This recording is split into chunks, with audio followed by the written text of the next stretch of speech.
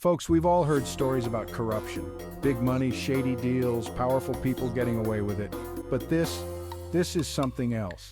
A man in Gujarat, India was arrested for bribery. Sounds normal, right? Hold on, because here's the kicker. The bribe? A measly 5 rupees? Yes, you heard me right, 5 rupees. That's less than a dime. It's almost too ridiculous to believe.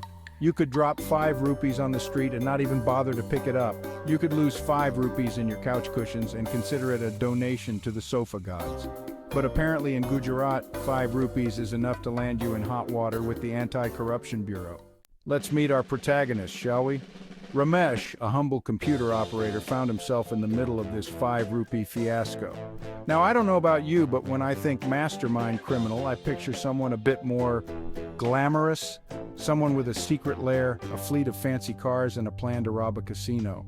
Not Ramesh quietly entering data into his computer 5 rupees richer.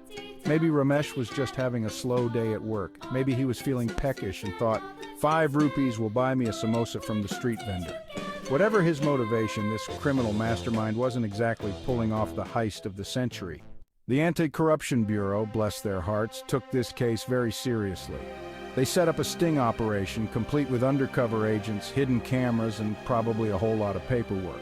All for a 5 rupee bribe. You have to admire their dedication, really. They're out there protecting the integrity of the nation, one nickel at a time.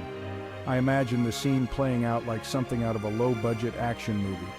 The undercover agent, disguised as a common man, approaches Ramesh with a plea.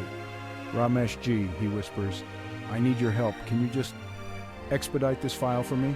I'm willing to offer you a small token of my appreciation."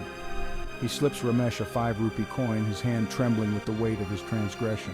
Ramesh, none the wiser, takes the coin, and bam! The doors burst open, officers swarm the room, shouting, "You're under arrest!" Confetti rains down, a spotlight shines on Ramesh, and the dramatic music swells. Okay, maybe not the confetti and spotlight, but you get the idea.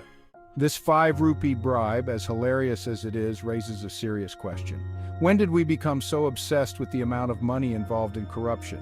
Is 5 rupees too small to be considered corruption? Is there a threshold, a magic number that suddenly transforms a petty bribe into a major scandal? This obsession with the monetary value of corruption misses the point entirely. Corruption, at its core, is about the abuse of power. It's about using your position, however small, for personal gain, no matter how insignificant that gain might be. We can laugh at the absurdity of a 5 rupee bribe, sure, but let's not forget the underlying message. Corruption, no matter how small the amount, erodes trust. It undermines the system, and it sends a clear message: some people are above the rules. So what's the takeaway from this whole 5 rupee debacle? Well, for starters, if you're planning on bribing someone in Gujarat, maybe aim a little higher than 5 rupees. Inflation is a thing, you know? On a more serious note, this case serves as a potent reminder that corruption can take many forms, even seemingly insignificant ones. We tend to focus on the big fish, the high-profile cases involving millions, even billions of rupees. But what about the small-scale corruption, the everyday abuses of power that go unnoticed, unreported, and unpunished?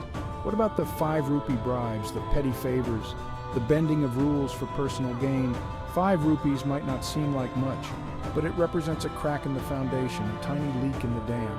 And if we ignore these seemingly insignificant cracks and leaks, we might find ourselves facing a much bigger problem down the line. A problem that even a mountain of 5 rupee coins won't be able to fix.